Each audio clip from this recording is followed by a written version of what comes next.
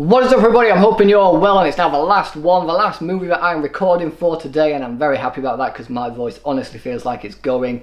But I'm finally here, I'm finally at the last movie that I need to review for you guys, and it's another sequel. Like I said, I saw 4 sequels in the span of Sunday, which I only realised while recording these reviews. But this is a sequel to the movie Escape Room, a movie which I found pretty forgettable. But how does this movie live up to the first? Well, that's what we're here to talk about, guys. So guess what we're gonna do? You guessed it, we're gonna talk about it.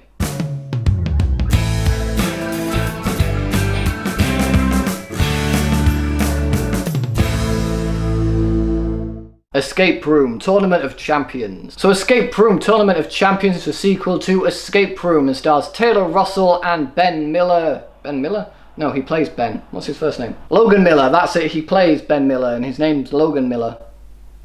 So Escape Room Tournament of Champions is a sequel to Escape Room and sees Taylor Russell and Logan Miller return as Zoe and Ben as they're basically trying to hunt down the people that caught them in the first movie and bring them to justice for killing the people that they killed in the first film. However, in their journey they find themselves caught and trapped in another escape room with more strangers, and again they have to solve puzzles to basically escape and survive. And like I mentioned, the first movie I thought was pretty forgettable personally. It wasn't amazing or anything like that. I thought it was okay for what it was. The whole concept behind this murderous corporation basically creating these escape rooms that will result in people's deaths is very intriguing. I do like the concept of these films. I just don't feel like the execution for the first one was necessarily all that great. And personally I feel the same can be said for the second movie. I just didn't really care too much about this film or the characters that were in there. Granted, you don't really get much fleshing out of the main characters. It is more Zoe and Ben that you kind of root for and care for in this movie. And while Logan Miller remains the best part in this movie, much like he was in the first movie for me, he's very entertaining, very energetic, he's very charismatic. I do think he gives a good performance in these films. Our main character Taylor Russell, who we're supposed to be rooting for and, you know, siding with throughout the entire runtime of this movie,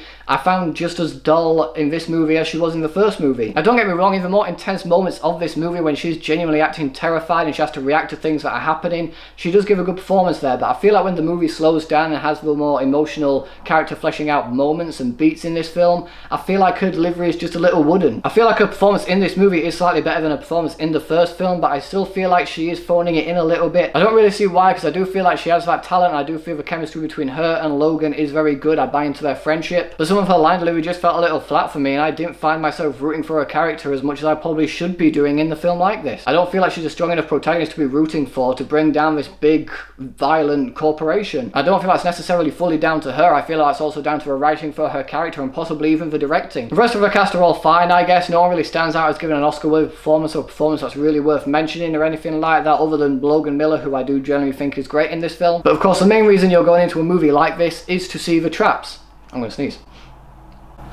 And the traps are of course very inventive. They do add for a lot of tension in this movie. However, when you've got characters that do make dumb decisions, it kind of takes away from sort of the tension that those traps are supposed to bring. Like any character that sort of dies in this movie, I didn't find myself caring all too that much about, and I felt like some characters' deaths were very much forced, or were just written in a way that felt very clunky and awkward. I will give the movie props for the twist reveal they have towards the end of this film, which I honestly didn't see coming, but that may be because I just wasn't following too much of the story because I was a little bit bored through the runtime. But it was a very intriguing twist. I thought that was very well done. However, the way the movie ends, again, it does set itself up for a sequel.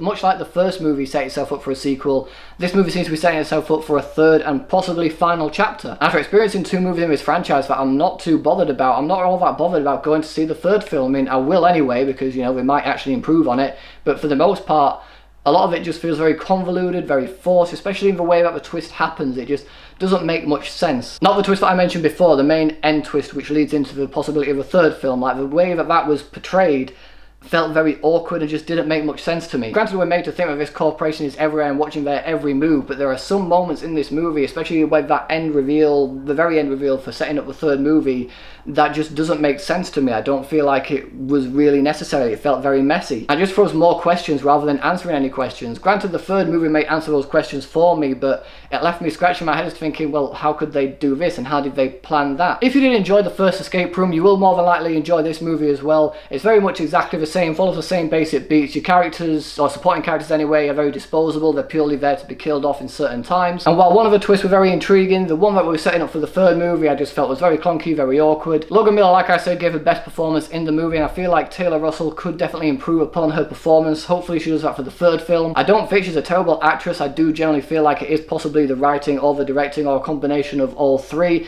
that are kind of ruining her performance. Because like I said, during the more intense scenes in this movie, I do feel like she gives a good performance, but when it's a more slower paced emotional moments, she just comes off very dry and wooden. But like I said, if you enjoyed the first movie, you'll probably enjoy this movie. I'm not the biggest fan of the first one. I wasn't a big fan of this one. I thought it was fine. I wasn't necessarily bored throughout the runtime of the film. They had some very inventive traps, which of course kept me intrigued. The way the clues were being pieced together and then revealing how to get out, I found very intriguing. But other than that, it's not a great movie. It was a fine film.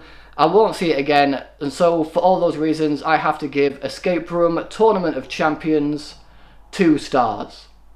So, Escape Room Tournament of Champions, have you guys seen it yet? What did you guys think about it? Do you prefer this movie to the first one? Do you think the first one's better than this one? Whatever your thoughts are, let me know in the comment section below.